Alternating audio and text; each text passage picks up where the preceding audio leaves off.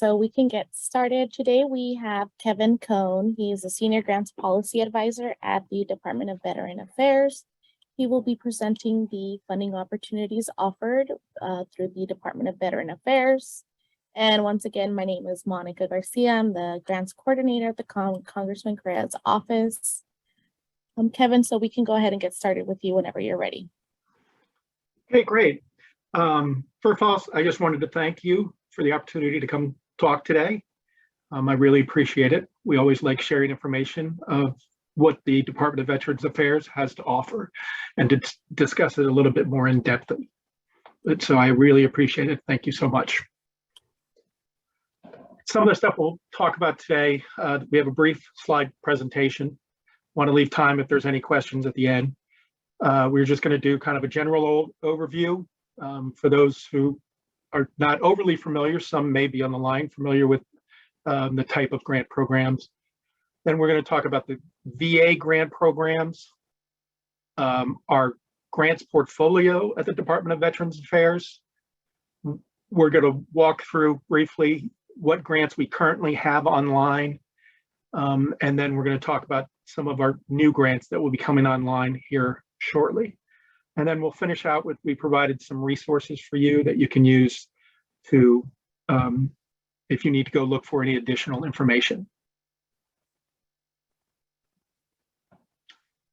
Currently, VA is funding, as a baseline, roughly about $2.8 billion a year in grants. Now, this does fluctuate a little bit. It has gone up in the last couple of years with things that are temporary programs like the CARES Act, the American Rescue Plan, that has brought in an influx of quite a bit of money. But that's not our constant baseline, is about 2.8.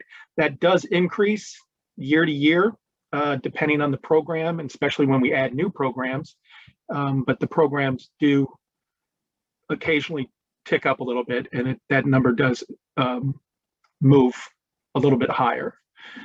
Currently, at VA, we have 10 active grant programs across our 3 administrations. We have 3 organizations at the department level, administrations. We have many organizations. We have the Veterans Health Administration, the Veterans Benefit Administration, and the National Cemeteries Administration. And they all have grant programs inside of those organizations. Basically, we categorize, just to make it simpler, at the types of grants that we have. We have what we just call competitive grant programs, and we have construction growth programs, and then we have per diem programs. And this is based on, statutory authority that is given to us and the purpose and processes that administer these programs. VA grant programs, each of our program offices manage the entire life cycle of the grants following federal regulations, laws, executive orders, and that does the entire process from inception to closeout. So pre-award phase, the award phase, the post-award phase, and the closeout processes of those grants. Grants are pretty much awarded based on, they are going to people, residents, and communities are the primary beneficiaries. They're not necessarily going to people directly, but those are the recipients are not the department level. Government administrations, we issue grants, and especially at the department, if we don't know all the solutions. Now, the VA is some of the best medical experts worldwide, but sometimes we need to bring in those community or local level partners, to get us across the goal line and to help provide those services as best we can. So we go out and we do this by providing grants. And then the assistance that we have with grants does not come in a direct cash payment or assistance to an individual or a subsidy, loan guarantee, or insurance. They come through going to organizations to provide those services. Now, we provide a lot of those services inside our benefit programs in the department level, but that's not what our grants are set up to do at that level. And then contracts is if we know what we need and the services are going to be provided directly to the Department of Veterans Affairs. So we will be the primary beneficiary of those services. And we know exactly what we need, and we will issue contracts to provide those services to the department.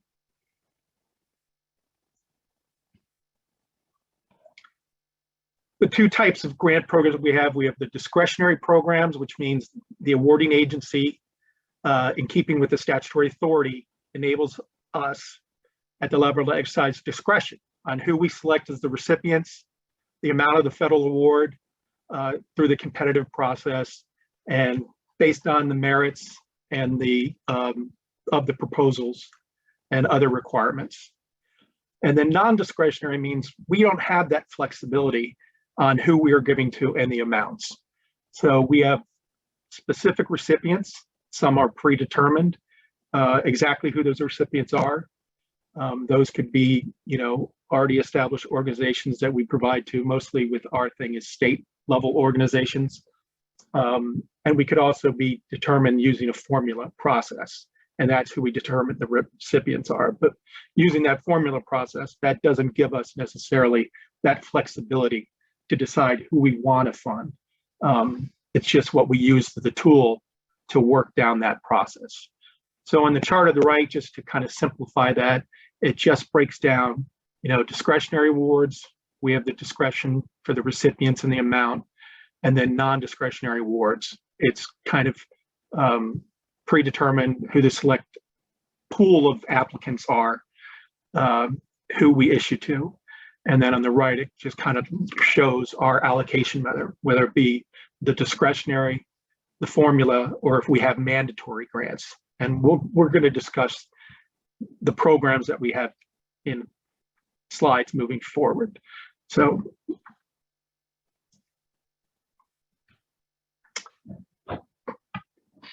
currently at the department level, we have 7 discretionary grant programs. And these are competitive programs that are issued to eligible, and I need to emphasize eligible applicants. So each program is different, and it could have a different pool of eligible applicants, but if you fall under that eligibility requirements, you are able to apply for that program. But you need to just look at the notice of funding availability that we will publish on grants.gov, and this is where you will find the competitive opportunities that the department offers, and find out that information of the different entities that can apply. And currently, of that 2.8 billion, we are issuing just under 1.1 billion in competitive grants annually, each fiscal year. And then we administer 3 non-discretionary programs. We have our construction programs. We have 2 of those, and I'll break those out a little bit later. We do construction programs both for state veteran cemeteries and state home facilities that house veterans. These are based on a formula, both these programs based on a formula. Each year, we come out with a priority list of projects that are submitted to us, and we rank those projects based on formulas. And we'll talk, and then we award accordingly to the scoring of that formula on those programs. Currently, we're funding about 195 million in construction projects each year between our 2 programs, the state veteran cemeteries and the state home facilities. Our last type of program that we have is the state home per diem program. And these are payments made to state-run facilities for veterans that are residing in those facilities. And that's a mandatory payment that we are giving to these states each month. And then that is the largest of our program funds, and that's running about $1.5 billion a year, but that grows as more veterans are becoming of the age that they need to go into one of these state-run homes. Just as a thing, when I started in 2011 at the Department of Veterans Affairs, that program was running about 780 million. So again, it's almost doubled in the 11 years I've been at VA. So it does increase. And as I said, it's a mandatory payment. It doesn't have any cap, so it can go up at any time. This is looking at just a high level look at the current VA's grant portfolio. And we've kind of broken it out, the programs across those three administrations I talked about. Most of our programs reside in the Veterans Health Administration, which is basically our medical centers and outpatient clinics. And there's a list of the 7 active programs, but we do have 2 new programs coming online in the next couple fiscal years that we're hoping to get out. Then we have 2 programs in the National Cemeteries Program. We have that one formula program I discussed, the Cemeteries Program, and then we have a new program coming online called the Veterans Legacy Program that, again, I'll break out each program in the next couple spots. Then in the Veterans Benefits Administration, we have the Special Adaptive Housing Technology Grant Program, and we have a new program that we hope to bring online as quickly as possible called the Transitional Assistance Program.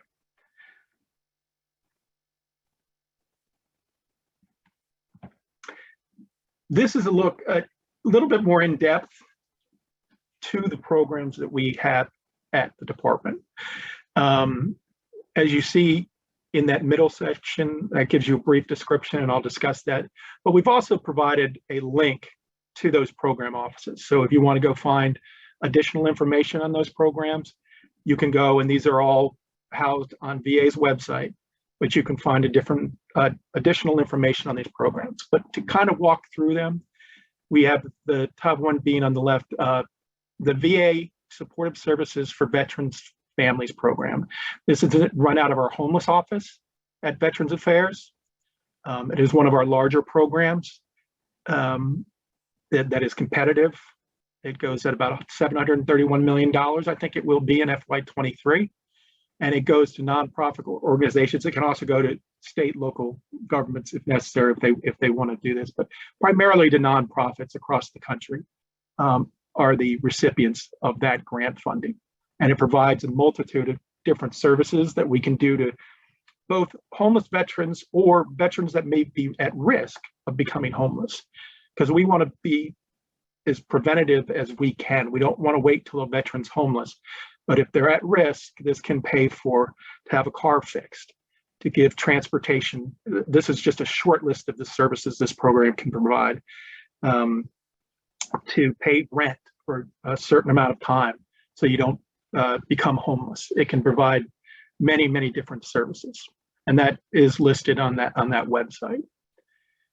Going to the next one we have is the Adaptive Sports Program. This is a great program that this has been found out through research, reports, and stuff. How beneficial it can be to get disabled veterans or disabled active duty service members involved in sports, especially team sports or other activities. This runs about $16 million a year. We have about between 100 and 125 awards, but it provides so many different type of adaptive sports programs, whether it be wheelchair basketball, there's an equestrian component to it.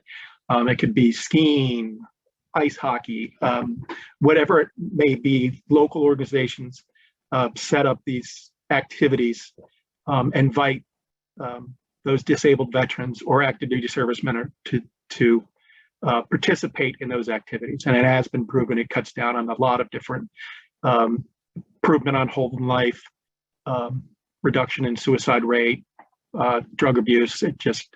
You can't get more beneficial than this program. I mean, all our programs are beneficial, but it is really up there. The next one that we have is the Veterans Transportation Program. This is an interesting program. This is basically set up. There are to provide transportation for veterans that reside in highly rural counties across the country. Now, a highly rural county is determined by the Census Bureau. I think there's a little more than 450 identified highly rural counties across the country. And so they don't have, easy access to VA facilities, whether it be one of our medical centers or one of our outpatient clinics. This program provides that transportation where we will go out there working with veteran service organizations or state veterans administrations to pick up that veteran and transport them to the whatever facility they need to get that appointment and that service, and then make sure they are safely transported home.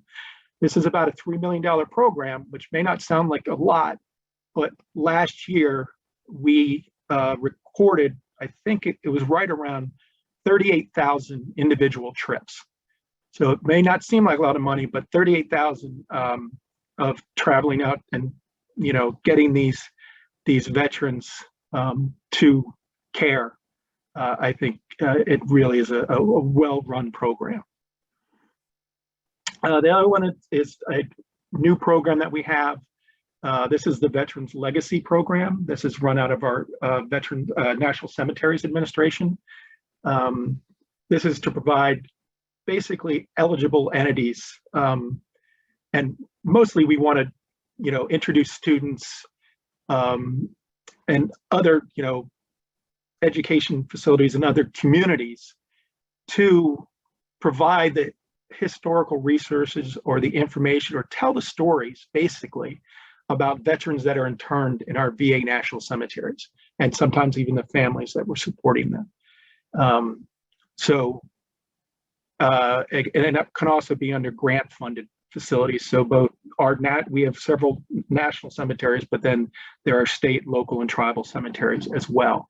And it's just to record, the history and to move forward. So we tell that story of what those veterans did and the service that they provided. The next one I discussed is the Special Adaptive Housing Research Technology Program. So one of the benefits we have run out of the Veterans Benefit Administration is we provide a benefit program for adaptive housing. And this is for disabled veterans.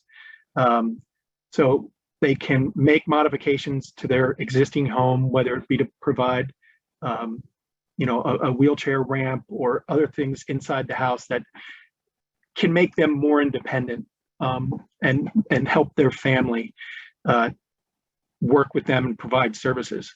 What this program does is it does research on new technologies that can be incorporated into that benefit program. So we work with, whether it be for-profit, nonprofit, public entities.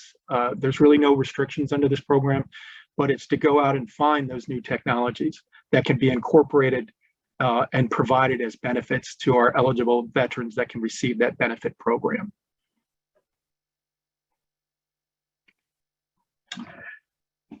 Another one of our new programs that we have coming online is the Staff Sergeant Parker Gordon Fox Suicide Prevention Program. This is just in the process of doing their first round of awards this year. It's roughly about $178 million pilot project, 3-year pilot projects, and it's to work with community-based suicide prevention efforts. We do a great deal at the VA to try to prevent suicide of our veterans. It is still a problem across the country. So we understand that we partner with these local organizations to do outreach and to help us support veterans in need. And this program, hopefully it will be, run this 3 years, but continue on after that. But yes, again, it's just coming online. And it can go, pretty much can be tribal governments, state, local, nonprofits that can apply for these grants. The next one is one of our formula programs. This is the state construction program, as we call it for short. This is working with states. I think roughly right now we have about 160 state-run veterans homes, and these are run by the states. Um, and this provides either the construction of new homes or new facilities, or upkeep or maintenance or things that need to be replaced. Like nursing call stations or fire prevention systems or HVAC systems, that we will continue to provide those services. And this runs about $150 million a year. And it is run off what I discussed earlier, a formula. So each year our secretary signs what's called a priority list. And it starts with project one all the way down to the last project, broken down into different sections. There is a matching fund required by the states of 35%, and we put up 65% of it.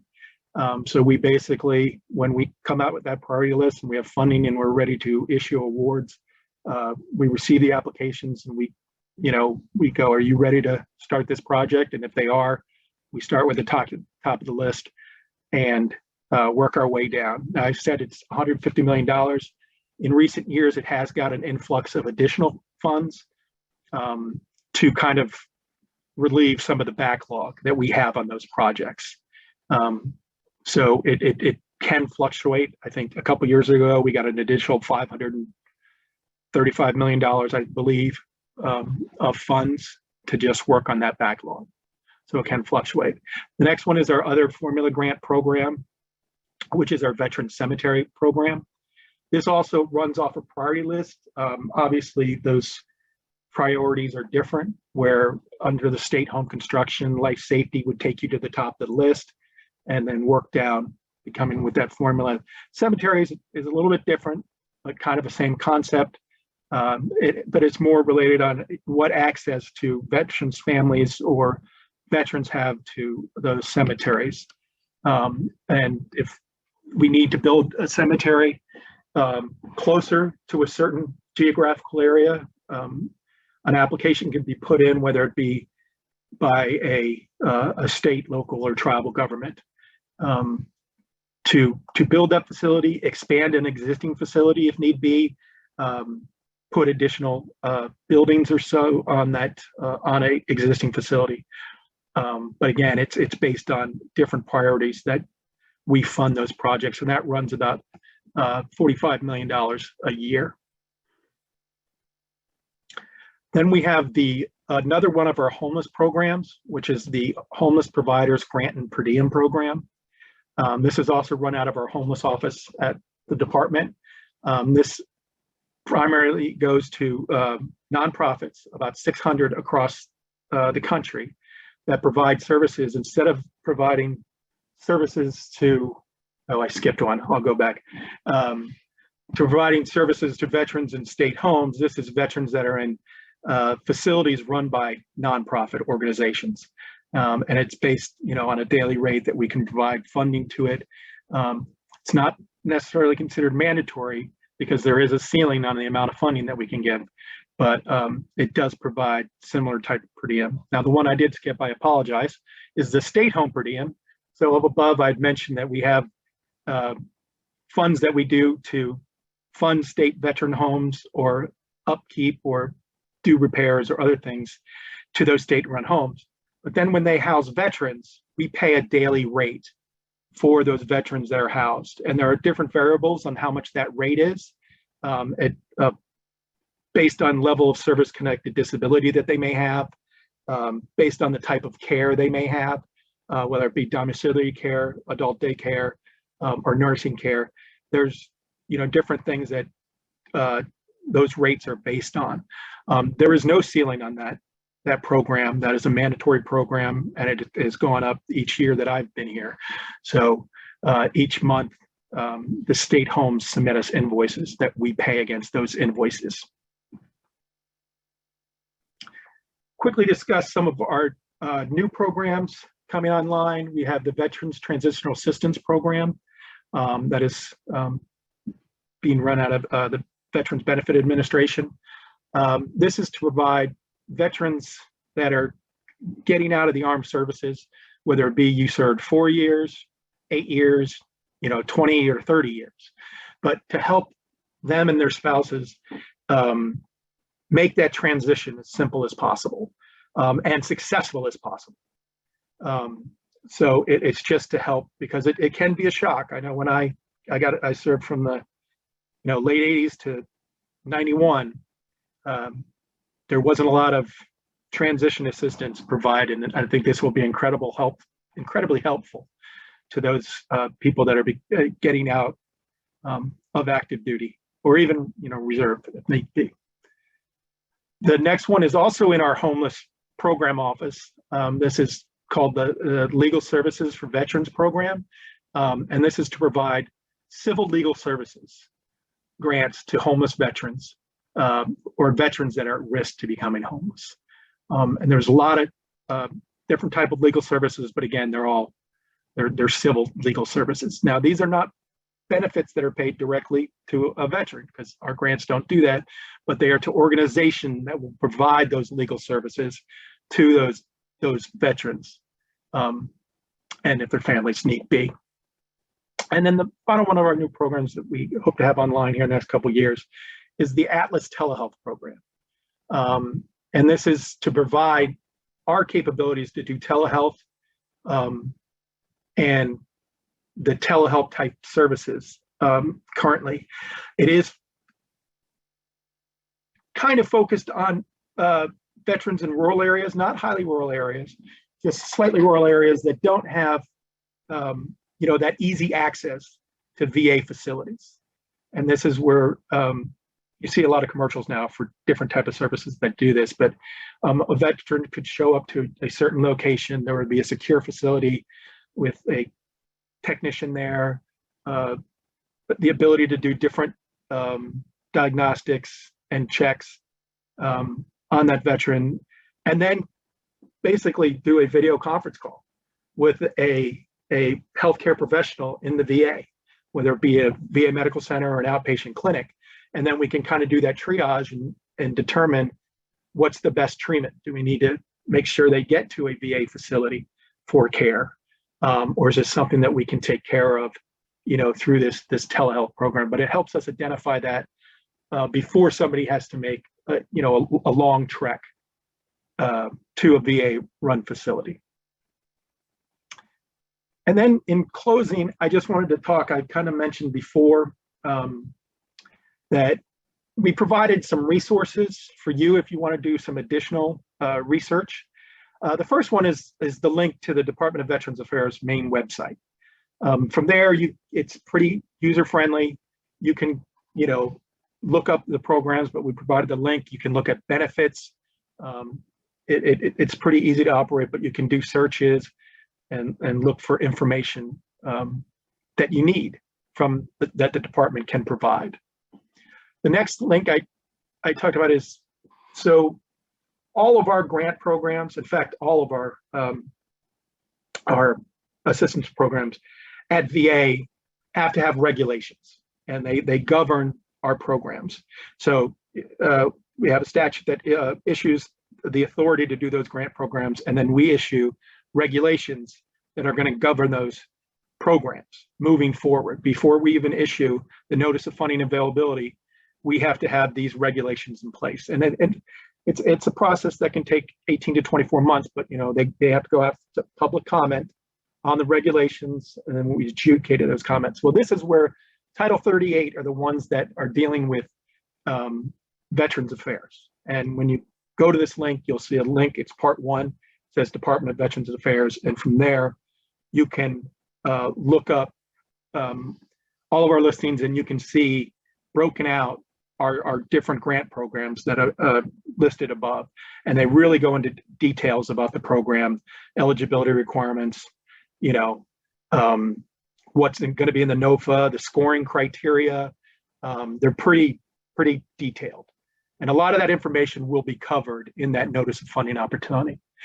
The next one is the Uniform Grants Guidance, or it's known to CFR 200, the Uniform Administrative Requirements, Cost Principles, and Audit Requirements for federal grants. This is kind of the governing information and regulation for grants across the federal government, not just for federal grant-making agencies, but also to recipients. So this is where you can find the different guidance and requirements and rules basically that must be followed in the federal assistance community, grants community. The next thing I talked about, if you are interested in applying for a federal grant, all those listings for competitive grants are listed on grants.gov. As I mentioned, it's offline today. They're going to virtual cloud, but it will be back online tomorrow or overnight tonight. So this is where you can go and search for available postings across the government, not just Department of Veterans Affairs, but across all the grant-making agencies will post their competitive opportunities here and those notice of funding opportunities. I'm not an acquisition officer, professional, but the next link that we have is to basically that 2 CFR 200 is what governs grants. Contracts is governed by the FAR, Federal Acquisition Regulations. So here's a link to that information. But again, I'm not a contracting officer, so this just provides you, if you're interested in looking for information on contracting and the requirements. The last one is sam.gov. Now, this is where if you were looking for available opportunities for contracts in the federal government, this is where it would be listed. But SAM wears many hats. SAM is where also we post all of our assistance listings that we have, more than just our grants at VA, but all of our assistance, whether it be the GI Bill, prosthetics, whatever, we register there in sam.gov. And then this is also that I mentioned before, if you're interested in either doing contracting or getting a grant from the federal government, you need to be registered in SAM. So if this is something that you're interested in doing, I would address this now because it can take a little while to set up this registration. And then it does have to be re-registered every year or recertified each year. But this provides a link to that sam.gov where you can find both federal assistance listings and then other information on contracted availability. Now, I probably carried on a little bit long, but lastly, I just wanted to provide my information. This is me and my email, my direct email, that if you have any questions, I may not have the answer, but if it's something I'm allowed to discuss, I will try to find the answer, whether, it could just be about a benefit, could be about a grant or anything else. I will try to find the answer if I'm able to provide that information. So feel free to reach out to me. I'm also the listed person on grants.gov for the department. So if you have any questions about that, feel free to contact me at any time. And with that, does anybody have any questions?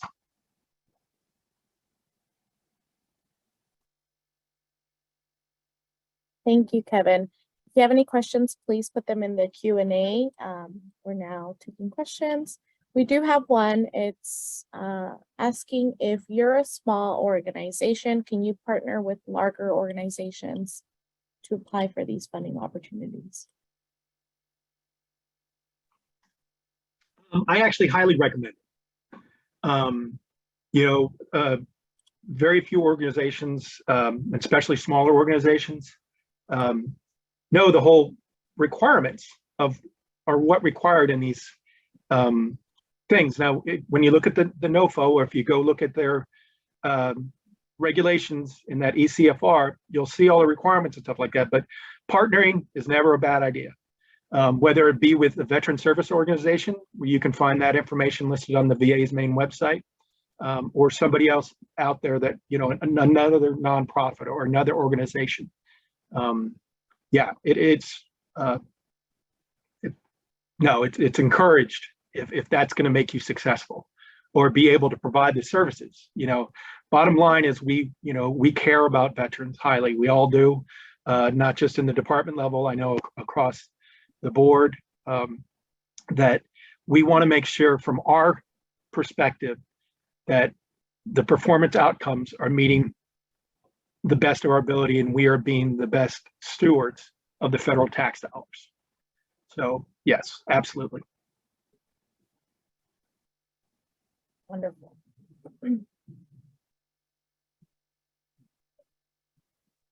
Any other questions? I've put Kevin's email in the chat as well, and I will provide my contact information if anyone needs it.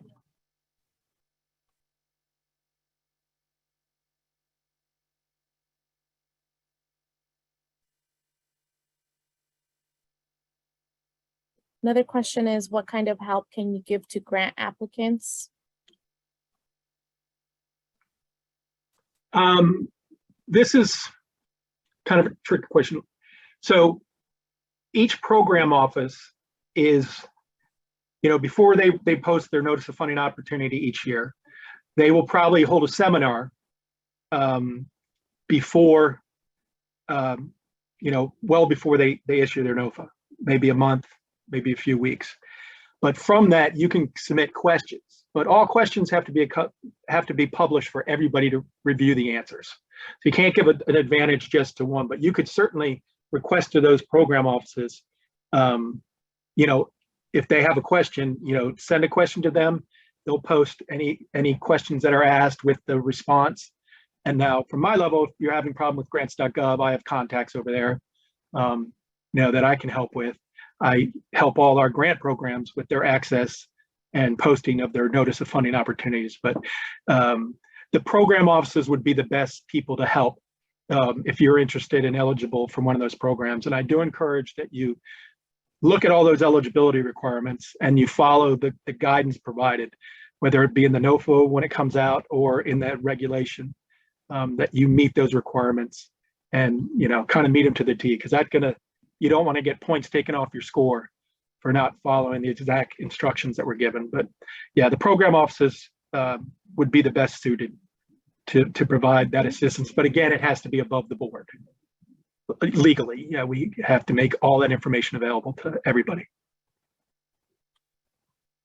And if you ever need any direction or would like our office to provide you the contact information for anyone at grants.gov, we also have that information available. Our very first webinar was with a representative at grants.gov. So she gave a lot of information on the website, where to find tips and tricks on the grant application process. So we could also direct you that way. And if it's for a specific program, we could direct you in that way as well. And the recording of this webinar will be uploaded to the Congressman's YouTube page. All webinars should be uploaded by the end of this week, tomorrow afternoon. So you should be able to find them on the Congressman's YouTube page.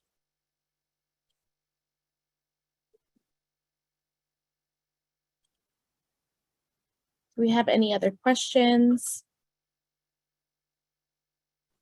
If not, we can go ahead and end the webinar. My contact information is in the chat. I've shared it with everyone. I've shared Kevin's contact information as well. If you have any questions, I'll put the office number in the chat as well. And thank you so much, Kevin, for joining us today and sharing such great information on the funding opportunities from the VA. We really appreciate your time. And thank you all to the participants as well.